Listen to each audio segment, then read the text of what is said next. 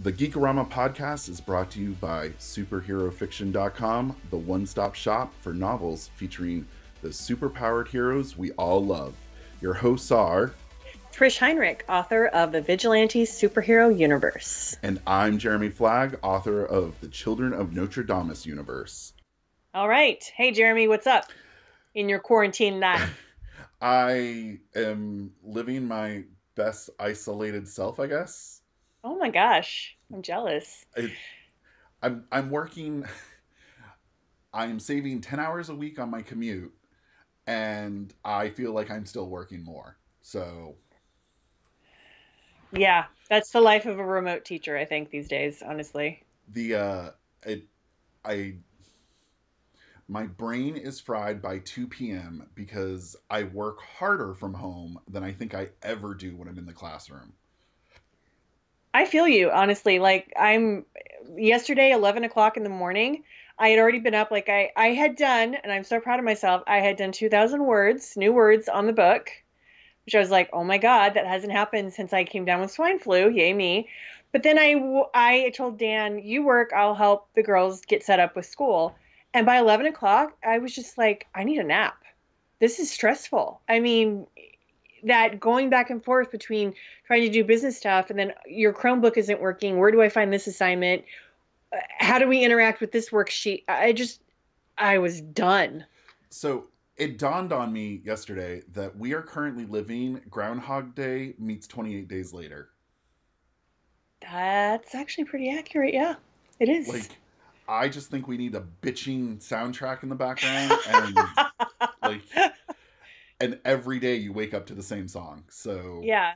And actually, if you're listening in the comments, I would love it if you left a link to your bitchin' isolation soundtrack. Please, please do that, especially if you're on Spotify, because I'm on Spotify and I would listen to that like you wouldn't believe. It's still nothing will ever compare to when I'm walking through the grocery store after all of this has started, and I have my earbuds in, and I'm trying to stay away from people. I'm getting a little bit skeeved out, and then the song shuffles and it goes to the 28 Days Later soundtrack. I have never had such spontaneously induced anxiety as I did that moment. Oh my God. And all I could think of is what is around me where I could defend myself and get out of the vegetable aisle. I had a weird thought driving past. I would drove past our local movie theater today, and it's the marquee sign where movies are usually listed. It said temporarily closed, and I just had this thought. It's a total writer thought. I was like, huh.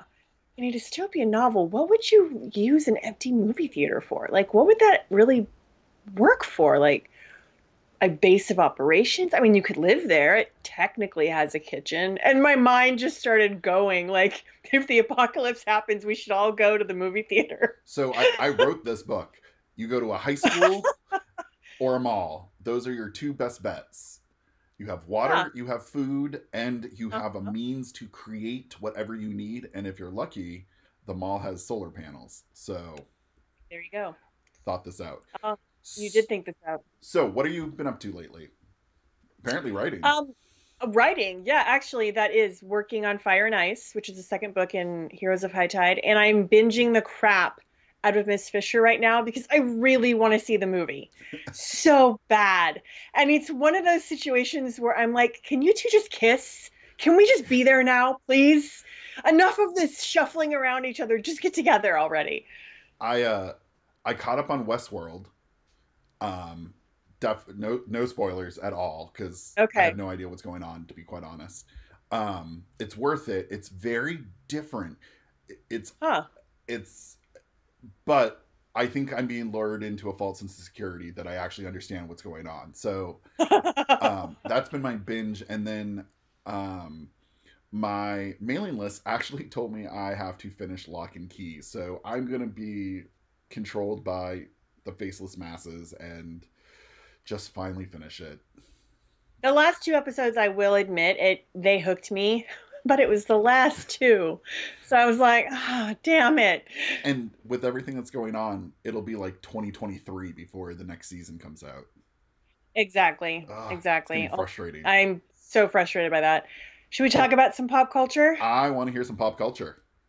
All right. So this month in 1564, we think William Shakespeare was born. Let's be honest, we don't have, really good exact dates for, you know, babies being born back then. But we think William Shakespeare was born in 1564 And in April. again, if you have not, you have to go watch Patrick Stewart reading William Shakespeare. It It's is delightful. it is the I best have thing seen it. ever. It is so delightful. I love it. It brings a smile to my face. Um, then in 1970, in April, an oxygen tank exploded in space on Apollo 13. The crew never made it to the moon, which was their destination, but they did harrowingly survive to tell the tale. Now, this is one of my all-time favorite Tom Hanks movies. I love it so much. And it's just, I do. It uh, it freaks me out that if someone didn't tighten a screw enough on that thing, Yeah. like that's every time I get on a plane, I'm not concerned about the plane itself. I'm concerned about the factory worker who decided to, take an extra 5-minute coffee break. Yeah, the human factor Yeah. is the scary part of it. The thing that I found really interesting is that they really did had to rely on old school techniques to get them home. It was a lot of the ingenuity that they ended up having to use in order to get them home alive, actually led, like these situations often do, to new technologies being installed or thought up for space travel, which I think is very interesting. I give NASA major props. Like always innovating, always going forward, and for one singular mission. Yeah, I love it. And last but not least, in 1992, the first discoveries of planets outside of our solar system was announced by Alexander Wolszczan, and I am sorry, Alexander, I butchered your last name, and Dale Frail. The planets orbit the pulsar PSR 1257 plus 12. Do you think it's a little cruel that Mr. and Mrs. Frail named their child Dale? Dale Frail. I don't know. I think it's funny. I think that's a I little think too they easy to bully. Um, Well, he discovered planets. I mean, he basically gave everybody that made fun of him a huge middle finger. yeah, that's true. And I find it just this idea of this heliocentric, like, so I always go outside every night and I go sit in my hot tub for an hour Hmm. religiously. And when the clouds aren't out or the moon's not out, um, I live in an area where there's not a lot of light pollution, so I can see thousands of stars. Oh, lovely. And it is bizarre in the fact that while you're sitting there, you kind of just start a one, two, and then at some point you just like, I've literally moved an inch across the sky, Hmm. and that's not freaky enough. But then you think there's thousands of planets around these stars that you're seeing, and all of a sudden you're sitting in the hot tub in the back, and you're like, I feel so tiny. Yep. It's It's humbling, it's I think. cool. It is very humbling. It's very, very humbling. I agree. And I have always loved space, which is very fitting for what we were going to be talking about today. And I've always wanted my own telescope. I've always wanted to go to observatories. I have loved everything having to do with space since I was a really young child. So this thought that I am a firm believer in life outside of planet Earth because I feel like it's the height of hubris to assume that Mm. we are the only intelligent life in the universe. And Um, but to think like as our technology stands right now, in our lifetime, we couldn't get out. I know. Like that Kind of that's I think what freaks sucks. me out is the fact that Yeah. like there could be millions of other life forms out there, but just by the sheer uh shortness of our life, like we won't get there. We won't see it. Yeah. Ah, well, that was a kind of a downer. It was. Okay, so let's All skip right. right through. What are you geeking out about? Well, we're both geeking out about the same things, which was really it's really funny. So I discovered, and I love, love, love documentaries. In fact, I'm trying to talk my husband into a streaming service that is all documentaries. Feels like the One Ring. I'm seriously like Gollum. I want it so bad. Um, so I discovered free history documentaries on YouTube. And I'm going out of my freaking mind watching this stuff. And the one that I love is called The She Wolves of England, and it's about some of the earliest queens of England. It's starting with Matilda in the 1100s, and I have gotten from Matilda, Eleanor of Aquitaine, um, uh, Matilda, Eleanor, and Isabella of France, who, anyway, I could go on and on, but I won't. It's not a history podcast. But anyway, so they're free, and these are from the BBC, and somebody just uploaded them on YouTube, I and feel I'm like loving this it. is like a Melissa McCarthy like chick flick, like the she wolves of England, like all wearing sunglasses, like decked out in Uh-huh. Victorian wear, just with a saunter. They should be. These women were amazing. And the reason they were called that is because they dared to actually believe that they had a right to a certain amount of power. Um, which is just, I mean, it's really, really fast. If you love like old time English history and particularly the women of English history, which is totally my wheelhouse, look up the She Wolves of England or the She Wolves English Queens, I think is what I found it under both names. But look it up on YouTube. It's not on a particular channel. There are several different channels that people have uploaded it. And it is a female narrator, historian that's doing these, and it just they're wonderful. They're so good. But the other one is called History Buffs, and this is a channel. And this guy, he takes historical films and he goes through them to tell you how accurate or inaccurate they are. No, I love Queen Elizabeth I is hands down one of my favorite female monarchs of all time. And so I love the Kate Blanchett movies, Elizabeth and Elizabeth the Golden Age. And I know enough about her history to know that yeah, there's a few more than a few holes. But watching this, I was like, "Oh my God, I'm wounded." Like he skewers this film. It's not just a gentle, "Oh, they kind of messed up here." No, he flat out at one point is like, "Okay, guys, do I really have to call bullshit on this? It was bullshit." And I was like, "Oh."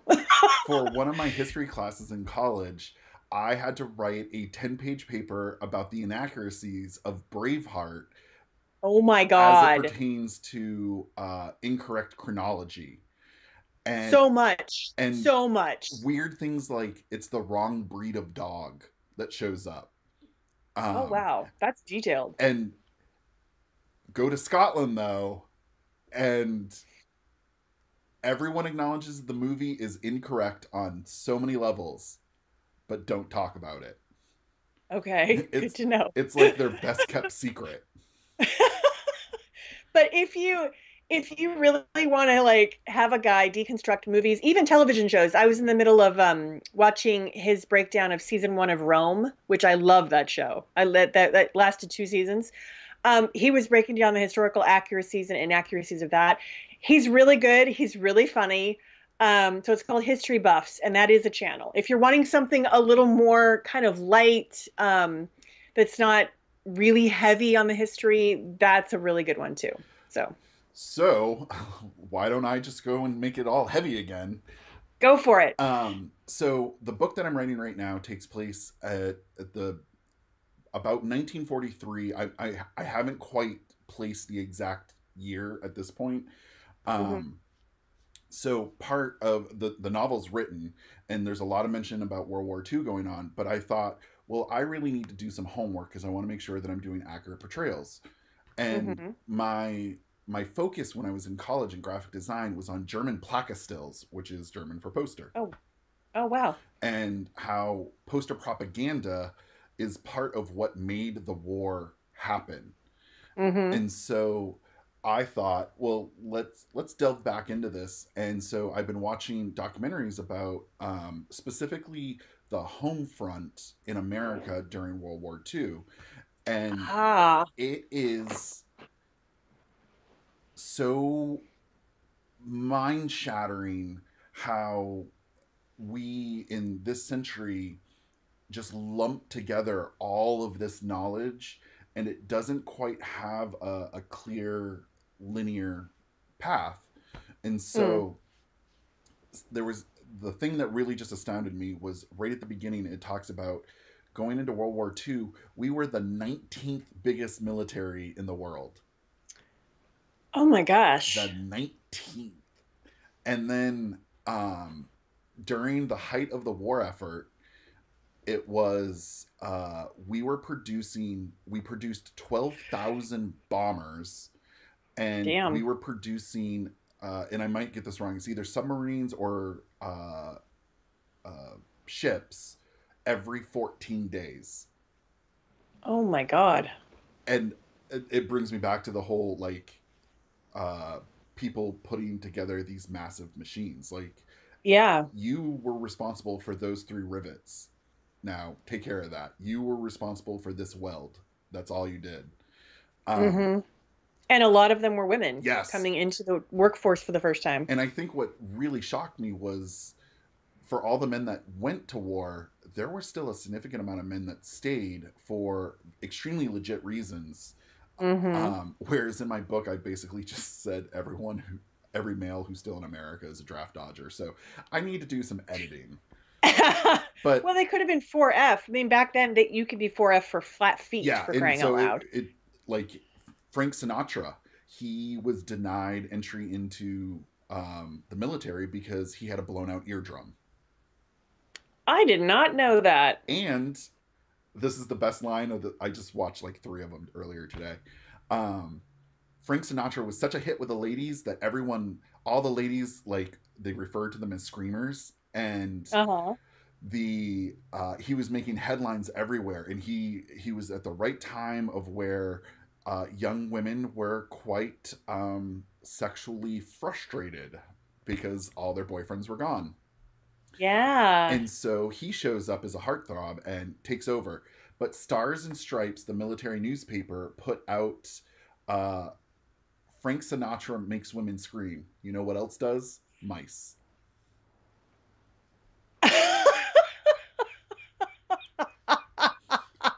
So there's a whole Don't lot worry, more guys. history He's for everyone. harmless. Yeah. Oh my God. That's hilarious. Oh, okay. So I'm excited about our deep dive today. Okay, so we talked about this in a pop culture reference. Uh, We did. was it last Well, week? it was it's one of my quarantine movie picks is Galaxy Oh, okay, that's what Quest. it was. Yeah. Um, so this week we're going to do a deep dive into Galaxy Quest, which I guess just a broad statement to it is, it was the film that I saw that should have failed. I loved it so much that I think, for the most part, it transcended what it paid homage to. Agreed. Yeah. Um, so I so one of the reasons that we decided to do this was because on Amazon Prime there is a documentary about the 25th anniversary. The 20th. 20th, okay. Last year was the 20th anniversary. And it's 87 minutes long, and I laughed, I cried, I gasped a lot during I this. did too. Um, and It's called Never Surrender. yes, and I highly, even if you weren't a huge fan of the movie, this movie is a huge fan of you as a geek. So Hmm. it's nothing but putting a warm blanket on, and it's a sci-fi movie and documentary that literally is getting me cocoa. Exactly. It was so, I felt like I was hanging out with friends, honestly, And like fellow geeks. there and I meant to start it last night, and then I was only going to watch like 20-30 minutes of it, go to bed, and then finish it for today's episode earlier today. And when the the older couple, so there's a group of Thermians, which is the alien race in Galaxy Quest, are all together and they're being all Thermian like. And I was like, oh, cosplayers, it's cosplayers. But when it Yeah. showed this, I would say they were maybe in their 50s, early Yeah, 60s, 50s, 60s. Yeah. um, man and woman and their family going cosplaying as this, and he loves it so much. And when he starts talking about how Galaxy Quest allowed him to do this, I I went and got myself some snacks because I was staying up late last night. Um, but it was I believe my exact words to Dan was, "No, go ahead and start it. We can always turn it off in 30 minutes and go to bed." And it was like, I kind of want to see all of it. I mean, we didn't because we were both really tired, but we definitely watched more than 30 minutes of it that night. and it's a beautiful from the creation of Galaxy Quest all the way through all the trials and tribulations, and then Hmm. that is so beautifully woven with what it means to the fans of Yeah. all science fiction. And that's what I liked about it too. Is I thought it was just going to be Galaxy Quest, Galaxy Quest, Galaxy Quest, and of course Will Wheaton is commenting on just about Of course everything. he is. Of course. But they had Brent Spiner too, and I Yes. loved that. Um, and even Sigourney Weaver talking about, hey, I am the woman of sci-fi. Um, I want to circle back to that in a few minutes yeah. because I just loved her in the documentary so much. So, do you want to, for anyone who might not have seen it, do you want to give like a quick recap of the overall premise? Of Galaxy Yeah, Quest? might as Yeah. well. Okay. So basically, Galaxy Quest is about a group of actors who acted in a very Star Trek-like show. And the movie opens with a scene from one of their last episodes, and then the episode ends and the camera pans out, and you see they're at a convention. It's basically a Galaxy Quest convention.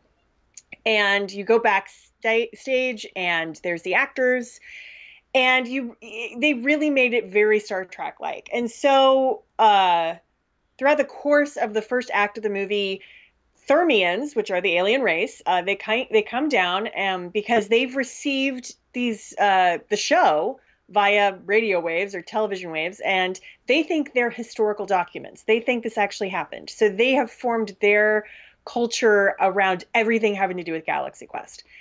And they come down and they're seeking help from the captain, from the actor who's Tim Allen in the movie, who is the captain. And shenanigans happens, mistaken identity, and the crew ends up in space on a Thermian vessel that's basically a reproduction of their ship from the show, and they have to save the Thermians from another alien race who's very aggressive.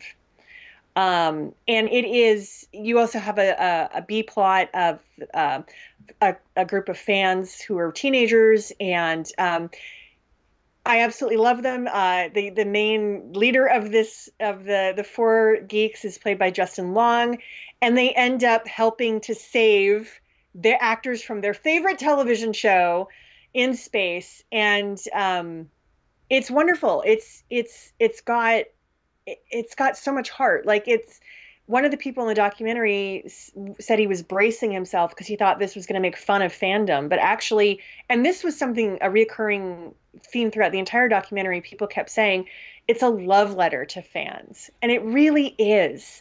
It's this beautiful kind of, we get it. We get that you want this to be real. Like, in our wildest dreams, don't we really want to believe that the Vulcans are up there someplace and someday we're going to get to meet them? Like, do we really kind of want there to be something like the Force and lightsabers? Like, and that's, in broad strokes, the premise of Galaxy Quest is you as a fan matter, and not only matter, like, you could save the galaxy. And it It's just beautiful. and it really plays up this, and I in the documentary they kept saying cheesy, which I am going to concur. I say cheesy.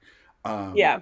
the original Star Trek, there's definitely a feel of some Star Wars elements. There's feelings of things like Flash Gordon and Barbarella. Like, there's all Hmm. of these really iconic 70s tropes that are fused into this. And one of the things, Galaxy Quest came out in 1998. 99. Oh, was it? 99, yep. Oh, okay. Because 2019 is their 20-year Oh, anniversary. and the Matrix. Yep. Oh yeah, I Yeah. didn't even think about that. So, this whole thing has this homage, and if you were to hear the concept, you would think, oh, it's playing to all of these. And the only thing I could equate, and I'm glad they did make this connection, was Spaceballs uh, was very similar in the fact that Spaceballs is the same level of cheesy, except the difference is Spaceballs mocked all of these things, and in a It was satirical, yeah, yeah. in a way, as you know, being a fan of Flash Gordon or the original Star Trek, by seeing this mockery, you felt like, oh, well, they're kind of laughing at you, not with you. Hmm. And Galaxy Quest, there's never a moment where you felt more like a movie got you, the geek. Yes. And there was a sense of uh, this movie saw me and it Yeah. understood. And meanwhile, we have things like The Matrix that are coming out, which are very dark, dystopian, Hmm. and this didn't play into that. And it really, uh, like you said, it's so much heart in a single Yeah. movie that, like, you can't walk away without feeling like, for all its bumps and bruises, like, you kind of feel re-energized by it. Yeah, it's why it's on my quarantine movie list, honestly, because I always walk away feeling good. I really do. I absolutely love the humor of it all. I love some of the really super ridiculousness of, like, for instance, Sigourney Weaver and Tim Allen are like in the bowels of the ship and they're trying to save everything, and it's like the chompers, these big metal, basically like they look like big metal hammers that are slamming against one another and slamming against the floor, and they have to make their way through them. And then all of a sudden, like, there's like, for whatever reason, flames shoot up, and Sigourney Weaver's like, whoever wrote this episode should be shot. And it's the only reason it's there is because it was in the show, and we're never told exactly what purpose this could possibly serve on a spaceship, but because somebody thought of it would be cool in the show, the Thermians built it in the ship, and so they have to go through it. And the everything about this movie, and I guess I knew it on a subconscious level, but as the documentary went through it, everything about this movie is wrong. Like, everything about this movie Yeah, is destined for failure. it should not work. It shouldn't work. It should be in a Walmart bin of $5 DVDs, not even Blu-ray, like Yeah. DVDs. Well, and Tim Allen even said several times, much to the obvious consternation of the director, that it would go straight to video. And it everything about it, as I was watching the documentary, I was like, I saw this in the theater. Like, how did this get to the theater? Yeah. How Um, did this, and they said it correctly. It's lightning in a bottle. And the thing about lightning in a bottle is you have no idea you're making lightning in a bottle while you're doing it. Because, and the thing about it is, if you were aware of it, I think you would screw it up, because it's all an accident.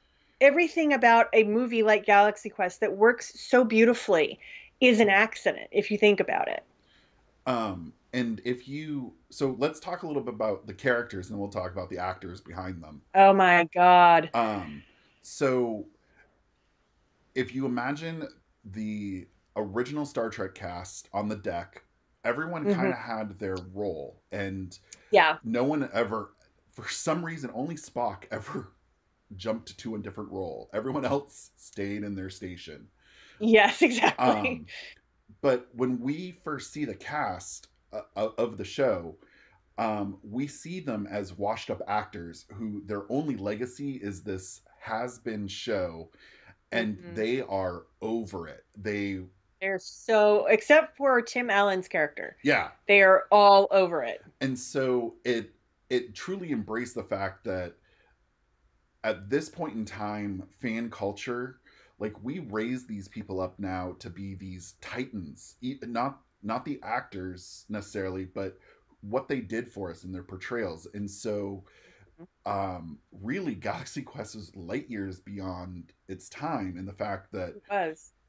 here's a convention of all these like riffraff and misfits and people who didn't belong kind of worshiping these actors, and only Tim Allen wants to be there because this is all he has left.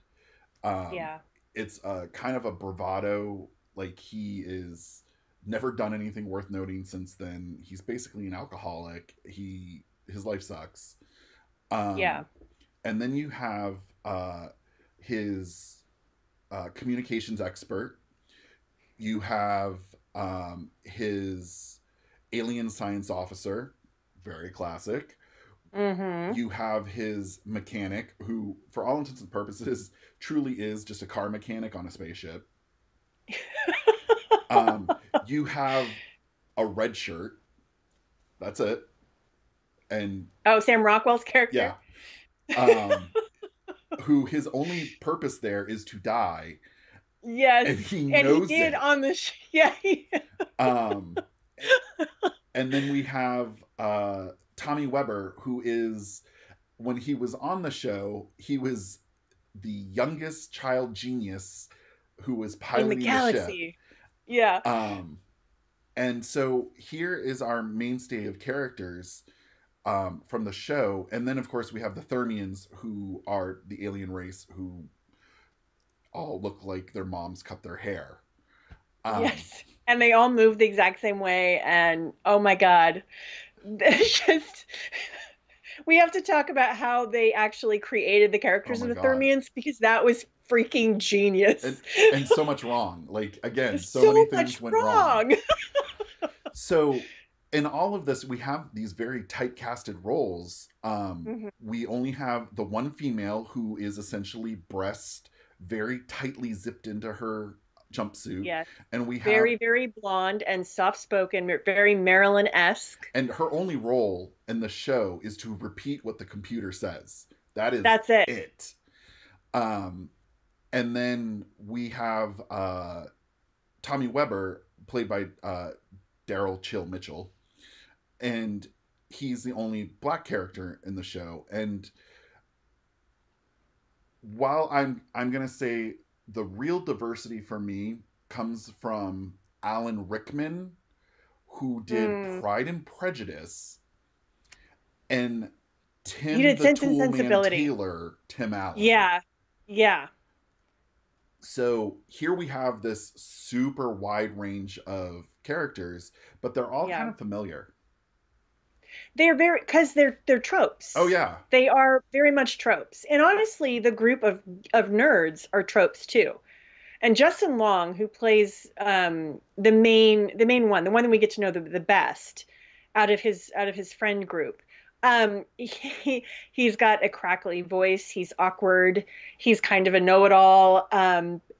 Just freaking brilliant. And that is a trope too. The trope of the nerd kid who's pimply and his voice hasn't quite changed yet, and he's awkward, but he can tell you everything there is to know about some, fictional spaceship that doesn't really exist, that kind of thing. So they're all tropes, but they're handled with such respect and seriousness. And that Mm. was the one thing in the documentary. I think this is really where it sets it apart from Spaceballs is yes, it was written as a comedy, but the director looked at it and said, but I'm going to direct it as a drama. Mm. And that's really where the difference comes in is tonally he told them he made everybody take it seriously and they did. They took it seriously, which is what makes it even funnier, honestly. There's no slapstick here. It's really hilarious. And the the level of comedy that comes from it is from the juxtaposition of Alan Rickman versus Tim Allen, or Hmm. the complete and utter sexism of science fiction with Sigourney Weaver, or even the inevitable death of a red jacket. We just assume that Guy, his name is actually Guy. Guy. Yeah. We just assume from literally the first 5 minutes of this movie that he's destined to die. Yeah. Which, And slight and to spoiler, think he about doesn't. Guy, let's talk about Guy for a second, because Guy actually was on the show for one episode and he did die on that episode. And so now he does the con circuit introducing like or doing like basically announcer type stuff. And he ends up hitching a ride with them to the alien spaceship because none of them actually believe they're going to an alien spaceship. And he ends up like basically stowing away and then realizing, oh crap, I'm the guy that dies. And he says this the entire movie, I'm the guy that dies. And and it it it smartly pulls from the plot holes of all these science fiction, fills them Yes. in almost the same level of ridiculousness you would expect, and everyone keeps a straight face. Oh yeah, it's totally serious. Completely. The only person who I actually thought I could not take him seriously, and it's just because I've never cared for him as an actor around this time, but when Tony Shalhoub is in there, and Oh, really? I there is a lot of things I'm not a fan of, but he doesn't have to speak to steal the entire scene. Oh, yeah. Oh, okay. So you did like him in Oh yeah, this. absolutely. Okay. I was gonna say, oh my God, you don't like him, but yeah, he's there. He's eating cheese and crackers, and he's like the most. They're crashing the shuttle on a planet. Everybody's freaking out, and he's eating cheese and crackers, and it is literally the funniest thing I've ever seen. And nowhere does it ever explain where the cheese and crackers came from. Yeah, He just where'd they has come them. from? Yeah, he's got snacks. That's him. and and the fact that he's slowly eating them like a meme, as and Or like he's so entertained because they're crashing on an alien planet. he's got this smile and these eyes are lit up, and he is seeing the world for the first time, and it's Exactly. exciting. I know. And the thing, I always kind of suspected this, but they confirmed it in the documentary. That part was really underwritten. Oh yeah. And so they cast him in this, and they're basically just like, yeah, do whatever you want with it. And he did. He was freaking brilliant. He only had a couple dozen lines throughout the whole thing, and Yeah. plot wise he doesn't really serve a whole lot of purpose for the majority of the film, so he just becomes a background character. And if you watch his face, he he goes on an emotional journey that you could watch the whole movie just for his facial expressions. Exactly. Yeah. And the thing is too, as an actor, when you're handed a script, the script really does kind of guide the character you create. It's your first information about who this person is, really. And then you extrapolate and you fill in the emotional gaps and things like that. But if the part was as overwritten or underwritten as I suspect, he basically had nothing to go on. So he just came up with that character pretty much whole cloth, which is super impressive when you have a cast like this. You've got Sigourney Weaver playing the lone female, and she is Ripley, and she's from Ghostbusters. I mean, she's got chops. And then you have a guy like Alan Rickman, who's classically trained, who's done all these amazing films. And then you have Tim Allen coming in, fresh off his success from Home Improvement. I mean, and then you're Tony Shalhoub, which you're basically an unknown at this point. Tony Shalhoub, nobody really knew who this guy was. And I think the okay, so let's talk about the casting, because there's a lot of really weird. Oh my God. Nothing about this casting should have ever worked. Like, this should have been the Not ever. it should have been the doom of the show from the beginning. And you know what kind of movie they were trying to make based off who the main character played by Tim Allen is supposed to be. Yeah. Or who they wanted initially. Like, Well, it was originally supposed to be directed by Harold Ramis, yes. which I adore. I adore Harold Ramis, but he was the wrong director for this movie. And to his credit, he recognized that, and he left the picture not in a huff, but because he recognized I'm not the right guy for this story. Total props to him for that. But he wanted Kevin Kline, and I think about that, and I'm like, oh my God, that is horrible. That is so bad. I could have lived with Kevin Kline. I'm not saying that it would have been the right choice, but I could, No. from A Fish Called Wanda, I could Comparatively, have oh, he was. Yeah, he was good in that. Sorry. But it's the choices that followed him Yeah. that really. So basically, any major action movie star came before Tim Allen. Yeah. Well, and some that were comedic. So Tim Robbins was considered, and I was like, no. Robin Williams was offered it, which would have been, it would have been Spaceballs. And I Mm. love Robin Williams. I adore the man, but it would have been Spaceballs because that's just that character. Bill Murray was offered it. Apparently, Alec Baldwin went after this role like nobody's business. He So that really wanted to play I it. agreed with the fans in the documentary. That one I could have worked with. That is the I could have seen that. Yeah. and especially after 30 Rock, I could have worked with his dry sense of humor, but I don't think he would have complimented Alan Rickman as well. No, because Alan Rickman is incredibly dry. Yeah, And you needed the thing that Tim Allen brought to it, and Rico Calantoni, who plays the head Thermian alien, he hit it right on the head. Tim Allen's a big kid. And Tim Allen, in the documentary, you see this guy is a huge science fiction fan, classic science fiction fan. He has collected almost every bit of memorabilia you can think of I from respect classic Tim sci-fi. Allen so much more after seeing his showroom. Oh my God, I was drooling. It was beautiful. But he brought a sense really of childlike wonder and excitement to this role and really genuine heart. The scene in Galaxy Quest where he is forced to tell Enrico Calantoni's character that it's a lie, that they are actors.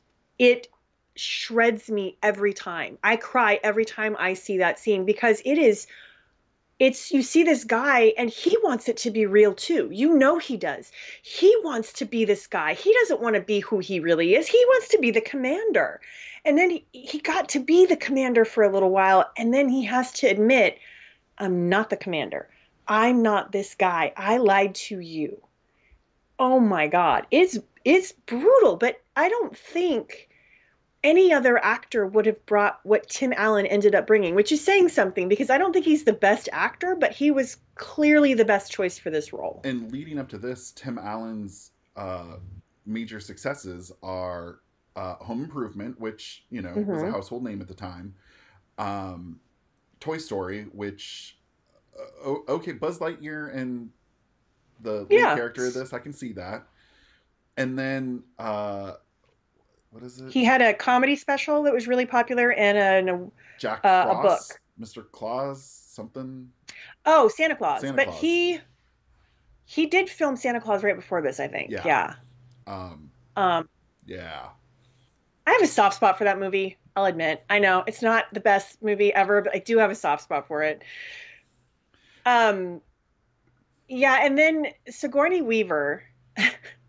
So I just have to say, how if Sigourney Weaver wants to be in your freaking movie, you say yes, right? It's the Ghostbusters principle. If Sigourney Weaver wants to be in your movie, you just say yes. And she had to beg to be in this movie. And and Why? the best part is, weirdly enough, Sigourney Weaver is not. It logically, if you look at her history, this is not the right role for her because No. she plays a female who is very dismissive, or she is dismissed, and she's very lighthearted. She's very much a blonde Hmm. bimbo, and if you look at Sigourney Weaver's uh, backlog backlist, that's not the character she plays. So No. she got to do a complete 180, and uh, I think she understood that she has created some of the science fiction that has created these fans, and Yeah. I really felt that she understood that the fans and the sci-fi that they love are very symbiotic, and Hmm. she had no problem playing this very just you go from Ellen Ripley to Gwen DeMarco. The chick that repeats the computer. I mean, that's And she has truly, I think, the best line in the entire movie she does. when every time the ship they ask the ship a question, the ship says it, and then she repeats it. And they're like, "Can you stop doing that?" And she just flat out says, "Look, I only have one role on this ship, and I'm going to do it well." And you know what? There was so much conviction in that Yes, it okay, was. repeat the ship. Yeah, they all back off after like, oh, okay, yeah, sure. Um, and uh, the one that really, really surprised me on this one is Sam Rockwell, Yeah, who Sam Rockwell is so high and mighty on himself at this point because of yeah. like the Green Mile. And he is very much serious. He's a method, serious actor. Yeah, And I weirdly think that worked because I yeah, think he got into the mindset of the dude who dies on every episode. yep. And so in the documentary, they talk about how he said no like a dozen times, and they just kept asking him. And he admitted in the documentary, he's like, I don't know why I said no. He's like, I was kind of crazy to say no. Um, he actually has one of my favorite moments from the movie. They're in the space shuttle going to the alien planet, and he starts to freak out. And they were like, "You're the one that wanted to come along." He's like, "I know, but that's when I thought I was the crewman that died on the ship. But now I think I'm the crewman that dies on the mission." And he's like, "I don't even have a last name." And the best part of that is when everyone looks at him and they're like, "Yeah, you do. What's my last name?" And Tim Allen just starts to stare off into space because He's no trying to one think of it. knows what his last name is. No, doesn't Tony Shalhoub's character say something at that point? Like, I feel like he says something, and everybody just kind of shuts up. Like they calm down right away. I don't know. Um, like the whole thing, as far as the casting goes, was just amazing. And then I will say I'm not a Justin Long fan. Like his comedy is just not really my style. Yeah, But he is the correct amount of geek, the correct amount of yeah. nerd, and Hmm.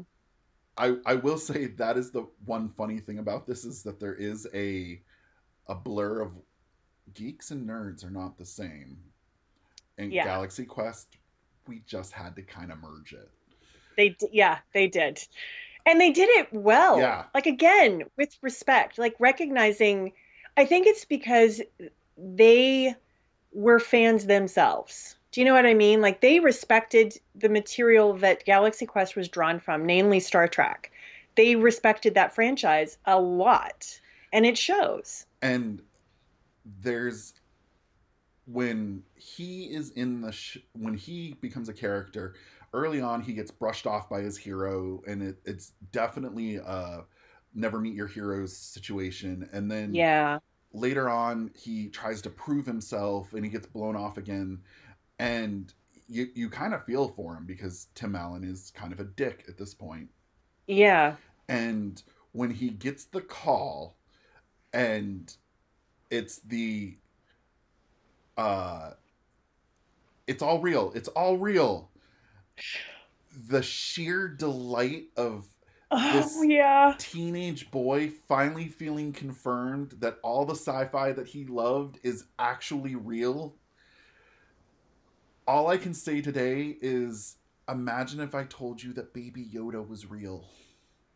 Yeah, The exactly. Mandalorian is a real thing. Think of the millions of men out there that would be walking around with a little baby Yoda wearing body armor.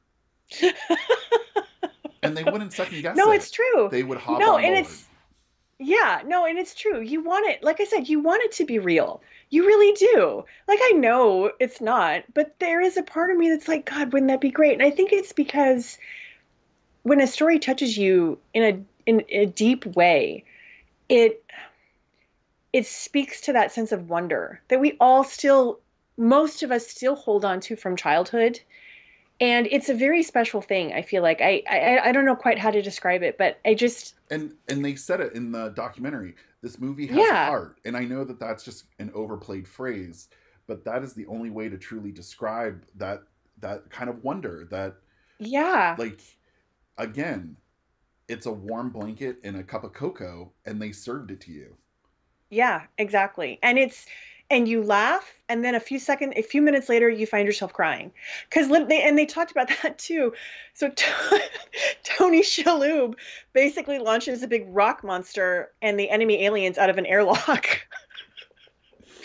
And it's hilarious. Like you kind of feel bad laughing at cold-blooded murder, but they kind of had to because they were going to be It murdered, was so it's like creative, defensive. cold-blooded murder. It was creative cold-blooded murder, and you're just cracking up about this. And then the next scene, a beloved supporting character ends up dying in Alan Rickman's arms. And that moment of Alan Rickman, so there's a line that Alan Rickman absolutely hates. So it's like if Leonard Nimoy hated saying "live long and prosper" and basically like punched a fan if anybody asked him to say it. That's how much Alan Rickman's character hates this one line. But this one Thermian has like revered Alan Rickman's character, alien character. And Alan Rickman has refused to say this line the entire movie. Well, now this guy that has looked up to him as a father figure is dying. And he says it. And when he says it, it's this moment of he gets it. He gets why what he does and his legacy is important to people and that it matters. And it's just Alan Rickman does it beautifully and simply. He doesn't overdo it, but it is just one of those moments where I tear up every time. It's so well done. Well, and I think the thing that really, for me, the the moving part of that, yes, there's the death, and he finally says the line, but it is this actor finally acknowledging that the role that I played had such a big impact on other people that I now not have a responsibility to the fans, but now I understand why the fans revere this so much. And they Hmm. showed a clip of the SNL skit that Shatner did, where Shatner basically said, "Screw all you fans, like you're a bunch of losers." And Yeah. once upon a time, that was the sentiment. And only in recent pop culture have we gotten to a place where I'm pretty convinced if you go to a Comic Con, the earning power of the people at that Comic Con probably drive the American commerce at Oh, this point. oh, easily, easily. Yeah. Um, They flat out said like Kevin Feige, friends, and most of the production people at and Marvel Studios are huge Galaxy Quest nerds. and if you watch Guardians of the Galaxy, you get to see there are some key moments where um, uh, Chris Pratt's character, I swear, it pulls some nods from Tim Allen where It he does, all of a sudden yeah. realizes like, oh, I'm on this adventure where I could actually save the world. Well, okay, let's do this. Yeah. So I definitely think that Galaxy Quest is not just pulling from other source material. It and this is why I say it's transcended it, because other movies have pulled from Galaxy Quest Hmm. almost as much as the original source material. And so Yes. at this point, like, you know what? Tim Allen might be like one of my favorite Star Trek captains. Well, and who was it? Maybe it was Will Wheaton that basically said Galaxy Quest is one of the best Star Trek movies. Yes, and And he's right. the fact that even Patrick Stewart weighed in on it was even better. Oh yeah, and he loved it. Like he didn't want to go see it. He was like, "Oh, I don't want to go see that." And then Brent Spiner's like, "No, you really need to go see this movie." And he went and saw it. And quick side note, I adore Brent Spiner's impersonation of Patrick Stewart. It's just like one Yes. of the best things ever. If you can find it, just Google it. It's just so good. But Patrick Stewart absolutely loved it. He really did. And I don't know. I think that's really special when people from the universe where you drew inspiration from see it and say, "Oh my God, that's amazing." And it's weird because they talked about how Galaxy Quest was going to get a TV series, and it kind of fell apart because they wanted to do it as an ensemble again. And with the death of Alan Rickman, it Yeah. it kind of turned into an all or nothing situation. But what I do think is kind of cool, and I don't think it's quite captured the majesty of Galaxy Quest, but the Star Trek-esque show by Seth Rogen. Oh, or, the The Orville. Orville. I feel that the Orville is very much in line with the tone. A little more, fart jokes, but Mm-hmm. overall, it's a bunch of geeks paying homage to the thing that they loved when they were growing up. And there is that sense of love there. And I think that Mm-hmm. you find, and I think this is the whole piece of cosplay, you go not just so that you can show off your favorite show or what you're into at the moment, but you're there to be with all these other people who love something as deeply as you do. Exactly. And that's fandom. Honestly, that is fandom. It's when I go to Geek Girl Con every year, it's like coming home for me. I'm at a place where I feel a deep part of me, that fandom, that geek part of me is home. And, And I think Galaxy Quest is the film version of that for a lot of people. and even if you're into a particular, like Firefly, I never watched Firefly, but you are so passionate and into it, I want to hear about it because obviously there's something that caught you so much. Well, let me tell you Hmm. about the thing that caught me like that. And there's just this universal, like, we love something so much that we've taken it out of the medium and made it real. Hmm. And Galaxy Quest did that in a very meta way. It did, and it worked too. We are pretty much out of time, but I do want to say that I'm going to leave a link in the description of the show to a Movies with Mikey episode. I believe it's Movies with Mikey, Film Joy. It could be Lindsay Ellis. Gosh, I'm gonna have to look it up. It's one of the two of them. But anyway, one of them basically did an episode where they talk about Galaxy Quest as probably one of the best classic comedies of all time. And it's a great deep it's another deep dive into the film, but from a film scholar kind of standpoint, and it's fantastic. So I will look for that and I will leave a link to that if people want to dig even deeper. And I guess let's go with a kind of a broad question of the week.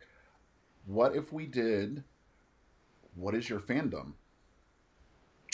I love it. I'm curious to Yes. hear. Like, we're up here talking about comic books, and we all know I could talk X-Men all day, every day. But I want to know what fandom everyone else is madly in love with. Um, so leave a comment in on the Yes. uh, YouTube page. Leave it in the show notes in the comment section, um, and maybe that could be a topic for a future show. Maybe it could be. And I might need to have to make you watch Firefly because maybe we should do something. It's one of my favorite shows.